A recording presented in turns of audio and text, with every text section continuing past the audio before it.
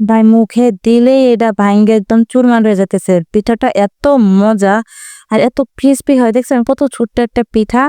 এটা একদম গরম তেলের মধ্যে দিলে ফুইলা ফাইপা এত বড় হয়ে যায়। আমি একটু রান্না তেলের মধ্যে দিয়ে দিয়েছি, এটা আমার ভুল ছিল। তবে পরের গুলো অনেক সুন্দর হয়েছে, ফুইলা একদম। আর এত সুন্দর হয় ফুলগুলা, দেখতেও যেমন সুন্দর, খাইতে এত মজা হয়, এত টেস্টি। বাজারের পিঠার থেকে, বাজারের কিনা চিপসের থেকে হাজার গুণ বেশি ভালো, স্বাস্থ্যসম্মত। আর হচ্ছে আপনার একটি মজা মজা মানে মুখে লাগে থাকা, স্বাদ লেগে থাকার মতন মজা। আর এত ক্রিস্পি হয়। আমার শাশুড়ি মা বালুকা থেকে নিয়ে আসছে, এটা বালুকার একটা ঐতিহ্যবাহী পিঠা, নাম মনে হয় সিরিঞ্জ পিঠা। দেখছেন কত সুন্দর ফুলতেছে। এটা হচ্ছে সিঙ্গেল একটা পিস ছিল। এত এত এত মজা, একবার খাইলে তারপরে কষবেন, সারা জীবন স্বাদ মুখে লেগে থাকবে।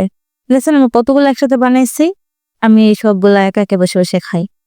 আমি খাই, এনজয় করি। সবাই ভালো থাকবেন, টাটা।